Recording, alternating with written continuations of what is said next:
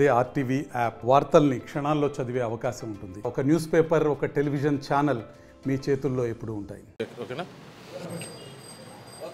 ఎన్నికల సమీపిస్తున్న ఈ తరుణంలో ఇప్పుడు రాష్ట్రంలో టీడీపీ, జనసేన, బీజేపీ పొత్తుగా వెళ్తున్న ఈ తరుణంలో కూడా ఉమ్మడి ప్రకాశం జిల్లా కాపు సంఘాల సమావేశం అయితే ఒంగోలులో ఏర్పాటు చేయడం జరిగింది.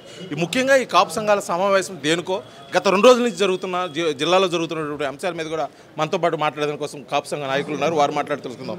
ఇప్పుడు ప్రత్యేకించి ఎన్నికలు 2024 ఎన్నికలు సిద్ధమవుతున్న ఈ తరుణంలో ముఖ్యంగా ఈ కాపు సంఘాల సమావేశం ఏర్పాటు చేయడంలో ముఖ్య ఉద్దేశం ఏంటంటే సార్, నేను ప్రకాశం జిల్లా గిద్దలూరు నియోజకవర్గం నుంచి కాపు సంఘం అధ్యక్షునిగా ఉన్నాను.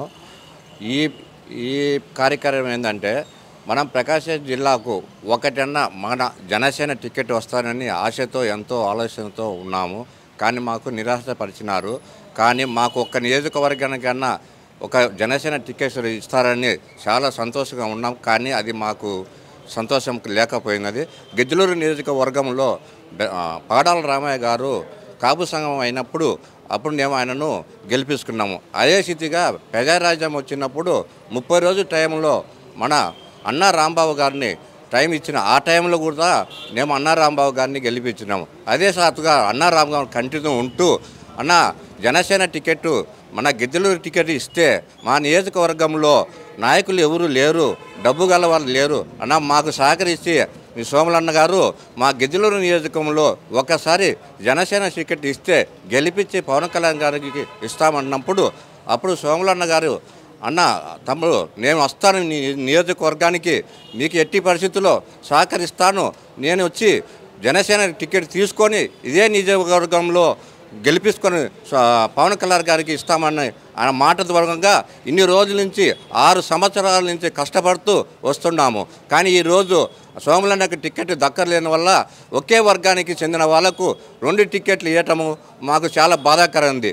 అదర్ క్యాస్ట్కి ఎవరికి ఇచ్చినా మాకు సంతోషంగానే ఉండు. కానీ అదేవిధంగా ఇంతకీ ఇప్పుడు ఎన్నికలు అంటేనే పొత్తులు తేలుతుంది. ముఖ్యంగా టీడీపీ, జనసేన పొత్తులు తేలుతుంది. ఈ పొత్తుల్లో భాగంగా అక్కడ ఉన్న సమీకరణాల బట్టే సీట్లు కేటాయిస్తున్నారు. కానీ ఇప్పుడు అధిష్టానం ఇప్పుడు మీరు చేస్తున్న పని అయితే ఏదో ఉందో సమావేశాలు ఏర్పాటు చేయటం, అదేవిధంగా పొత్తులు ధర్మాన్ని పాటించుకోకుండా ఇటు సమావేశాలు ఏర్పాటు చేయటం ఇప్పుడు పవన్ కళ్యాణ్ ఒక రకంగా వ్యతిరేకించినట్టు వ్యవహారం అవుతుంది కదా. ఇప్పటికైనా టైం ఉంది కాబట్టి మాకు ఈ జిల్లాకు ఏదో ఒక నియోజకవర్గానికి టికెట్స్ ఇస్తారని చెప్పేసి ఆశతో ఇంకా ముందుకు సాగుతున్నాము. ఏదైనా పవన్ కళ్యాణ్ అన్నగారు మాకు ఒక టికెట్ నియోజకవర్గానికి ఇస్తే చాలా మంచిదని కోరుతున్నాము. చెప్పండి, ఇప్పుడు ముఖ్యంగా కాపు సంఘాల సమావేశం అయితే ఇక్కడ ఏర్పాటు చేసుకున్నారు. నిన్న గిద్దలూరులో కూడా ఏర్పాటు చేయడం జరిగింది. ఈ సమావేశాల ద్వారా పవన్ కళ్యాణ్కి మీరు పరోక్షంగా హెచ్చరిక ఏం చేయబోతున్నారా? ముఖ్యంగా ఎందుకంటే ఉమ్మడి ప్రకాశం జిల్లాలో ఒక సీటు కూడా జనసేనకి లేదు, రాదు అని చెప్పేసి ఒక నిరుత్సాహంతో ఇటువంటి సమావేశాలు మీరు ఏర్పాటు చేస్తున్నారు అనుకోవచ్చా? ముఖ్యంగా ఈ సమావేశానికి ముఖ్య కారణం ఏంటంటే అండి, పవన్ కళ్యాణ్ గారు ఆమంచి స్వాములు గారు జాయినింగ్ రోజు స్వాములు గారి మీద దెబ్బ పడితే నేను వచ్చి నిలబెడతానని చెప్పారు. కానీ ప్రకాశం జిల్లా మొత్తం మీద ఏ ఒక్క నియోజకవర్గంలో అయినా ఒక సగటు పేదవాడికి కానీ ఇబ్బంది వస్తే ఆమంచి స్వాములు గారు మాకు అండగా నిలబడతారు. అలాంటి వ్యక్తికి సీటు రాని కారణంగానే కాకుండా గుంటూరు, ప్రకాశం, బాపట్ల, నెల్లూరు ఈ జిల్లాల్లో ఒక్క బలిజికి కానీ కాపుకి కానీ సీటు ఇవ్వలేని కారణంగా మేము మా హక్కుని ప్రశ్నిస్తున్నాం తప్పితే పవన్ కళ్యాణ్ గారి మీద మేము వ్యతిరేక కాదు. మేము ఆయనకు అనుకూలంగానే ఉన్నాం. ఈరోజు కూడా జీవితకాలం అలాగే ఉంటాం. కానీ మా యొక్క హక్కు కోసం మేము ఈ పోరుబాటని ప్రకటించాల్సి వచ్చింది. కాకపోతే ఇప్పుడు కాపులు మొత్తము పవన్ కళ్యాణ్ తోటి ఉన్నారు, జనసేన తోటి వెళ్తున్నారు. కానీ జనసేన పొత్తులతో అయితే వెళ్తుంది. ఆ సందర్భంలో కూడా సీట్లు సర్దుబాటు విషయంలో కూడా వీలు కాలేదని చెప్పేసి కూడా ఇప్పటికే తెలియజేయడం జరిగింది. కాకపోతే ఇప్పుడు మీరు ప్రత్యేకించి ఈ సమావేశాల ద్వారా మీరు అధిష్టానానికి ఏం తెలియజేయబోతున్నారు? మేము తెలియజేసేది ఒకటేనండి, అసమర్థుడికి సీటు అడగట్లే. మేము సమర్థవంతమైన నాయకుడి కోసమే మేము పోరాటం చేస్తున్నాం. అలాంటి నాయకుడు ఆమంచి స్వాములు గారు. రెండోది వచ్చేసి చీరాల్లో తన కొండ యాదవ్ గారికి సీట్ ఇచ్చారు. ఆయన వ్యక్తిగతంగా మంచి వ్యక్తి, కానీ పోల్ మేనేజ్మెంట్ చేయలేని వ్యక్తి. అలాంటి వ్యక్తికి సీట్ ఇచ్చి తన సహచరుడు, తన స్నేహితుడు బలరాం గారిని గెలిపించుకోవాలనేది చంద్రబాబు గారి నాయుడు వ్యూహమా లేకపోతే తప్పిదమా?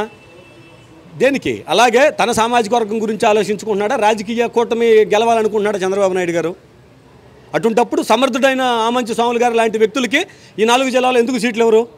కూటమైనా సరే, జగన్మోహన్ రెడ్డి అయినా ఈ రోజున జగన్మోహన్ రెడ్డి 31 సీట్లకు సీమాంధ్రగా కాకుండా కోస్తా బెల్ట్లో ప్రకటించేశాడు. కూటమి తరపున తెలుగుదేశం కానీ జనసేన కానీ బీజేపీ కానీ ఈ రోజుకి ప్రకటించింది 19 సీట్లే. అంటే కాపుల ఓట్లు జగన్మోహన్ రెడ్డి ఎక్కడ అవసరం కాబట్టి ఆయన తీసుకుంటున్నాడు, వీళ్ళకి అవసరం లేదా? లేదు, సీమ జిల్లాల్లో ఈ రోజుకి కూడా ఒక్క బలిజికి కూడా సీటు ప్రకటించారు జగన్మోహన్ రెడ్డి. అంటే ఏంది? ఇది రాజకీయ క్రీడ. ఈ క్రీడలో బలైపోతుంది కాపులు. మేము యుద్ధం చేయడానికి సిద్ధమయ్యాం, పవన్ కళ్యాణ్ మీద వ్యతిరేకత కోసం కాదు. మా కులంలో జరిగిన అన్యాయాన్ని ప్రతిఘటించడానికి రోడ్డు ఎక్కుతాం. అవసరమైతే ఈ ఎలక్షన్ ఏడాదాకెళ్తే కూడా ప్రతి రాజకీయ పార్టీకి కంపల్సరిగా వెన్నులో వణుగుబుట్టేటట్టు చేస్తాం ఈ ఎలక్షన్ ద్వారా. ఎన్నికల సమయం చాలా కొద్దిగా ఉంది, ఆల్రెడీ పేర్లు కూడా ప్రకటించిన ఈ పరిస్థితుల్లో ఇప్పుడు మీరు ప్రత్యేకించి సీటు కోసం ఉమ్మడి ప్రకాశం జిల్లాలో ఒక సీటైనా జనసేన కావాలని కోరుకోవటం, ఒక రకంగా ఇంతకుముందు అధిష్టానానికి మీరు తెలియజేయడం కానీ అదేవిధంగా దానికి సంబంధించిన మంత్రాలు చేసిన సందర్భాలు ఏమైనా ఉన్నాయా? అసలు ముఖ్యంగా తెలియపరచాల్సింది ఏంటంటే, కాపులు ఆశించినటువంటిది కనీస ధర్మం కూడా పాటించలేకపోయాడు చంద్రబాబు నాయుడు. దానికి కట్టుబడి పవన్ కళ్యాణ్ గారు నిలబడలేకపోయాడు.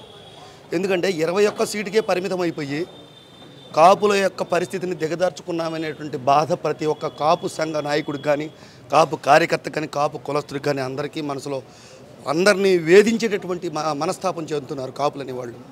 అది రగిలి ఎంత దూరం పోతుందో, అది ఏ పరిస్థితికి వెళ్ళిపోతుందో కూడా తెలియని పరిస్థితి అది.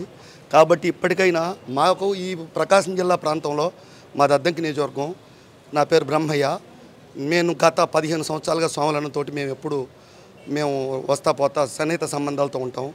మా కులంలో ఏదైనా ఇబ్బంది జరిగితే మేము వెళ్ళేది ఫస్ట్ స్వాముల గారి దగ్గరికే, అయ్యా మాకు ఇబ్బంది వచ్చింది సాయం చేయమని. మమ్మల్ని నమ్ముకున్నటువంటి తదితర కులాల వాళ్ళకు కూడా ఏదైనా ఇబ్బంది జరిగితే ఆయన దగ్గరికి వెళ్ళి మేము సర్వీస్ తీసుకున్న రోజులు ఎన్నో ఉన్నాయి. ఆయనకు మాట కట్టుబడి ఆయన కోసం మేము ఈరోజు రావడం జరిగింది. కాబట్టి ఇక్కడ ఉన్నటువంటి పరిస్థితులు ఎట్లున్నా సరే గిద్దలూరు నియోజకవర్గం నుంచి అప్పుడు మా వరదరాజమ్మ చెరువు దగ్గర ఆయన శ్రీకృష్ణదేవరాయల విగ్రహం ఇచ్చి అక్కడ ఉన్నటువంటి కాపులందరికీ భోజనం ఏర్పాటు చేసి సంఘటితంగా వాళ్ళందరినీ పరామర్శించి అక్కడ వచ్చేటటువంటి ప్రతి ఒక్క కాపు కార్యకర్తను కూడా దగ్గరకు తీసుకొని వాళ్ళని సమన్వయపరుచుకుంటూ ఇప్పుడు దాకా ఎన్నో రకాలుగా ఆయన సర్వీస్ వాళ్ళకి అందజేస్తూ ఉన్నాడు. అది గతంలో జరిగినటువంటి పరిస్థితులన్నీ కూడా మన సోదరుడు, ఆయన పేరు నాకు తెలీదు, పాండు గారు అక్కడ వరదరాజమ్మ చెరువు దగ్గర శ్రీకృష్ణదేవరాయల విగ్రహం బహుకరణ చేసి పెద్ద కాపు సంఘం మీటింగ్ పెట్టి బ్రహ్మాండంగా చేశాడు ఈ సోంగ్లనయ్య. ఆ రోజైనా మన కళ్యాణ్ గారికి తెలియదా ఈ విషయాలన్నీ? అవన్నీ ఏంటంటే ఆయన దృష్టిలో పెట్టుకొని ఆ ఒక్క సీట్ అయినా కాపు సోదరులకు ఇస్తే, నా నాయకుడు ఆమంచి స్వాముల గారికి ఇస్తే కాపులందరూ కూడా ఆనందంతో హర్షం పరుస్తూ పవన్ కళ్యాణ్ గారికి అభినందనలు తెలియజేస్తామని కోరుకుంటున్నాం. ఇది మొత్తానికైతే కూడా ఇక్కడ కాపు సంఘం నాయకులు చేస్తున్నటువంటి సమావేశం ముఖ్య ఉద్దేశం ఏంటంటే, ఉమ్మడి ప్రకాశం జిల్లాలో 12 నియోజకవర్గాలు ఉంటే ఒక్క సీటు కూడా జనసేన కేటాయించలేదు. ఇది పూర్తిగా కూడా పొత్తు ధర్మాన్ని వ్యతిరేకించే చేస్తున్నారు. ఇది కేవలం చంద్రబాబు నాయుడు కుట్రో తెలియదు, లేకపోతే పవన్ కళ్యాణ్ యొక్క ఆలోచన ఏంటో మాకు తెలియదు. కానీ ఇప్పటికైనా కూడా జనసేన అధిష్టానం ఒకసారి ఆలోచించి ఉమ్మడి ప్రకాశం జిల్లాలో ఆమంచి స్వాములకి లేకపోతే మరో రకమైన నాయకుడికి ఒక నియోజకవర్గంలో అయితే అవకాశం కల్పించాలని చెప్పేసి కూడా కాపు సంఘం నాయకులు అయితే ఇక్కడి నుంచి కోరుకుంటున్నారు. వీడియో జర్నలిస్ట్ లక్ష్మణ్తో శ్రీనివాస్, RTV ఒంగోలు, ప్రకాశం జిల్లా.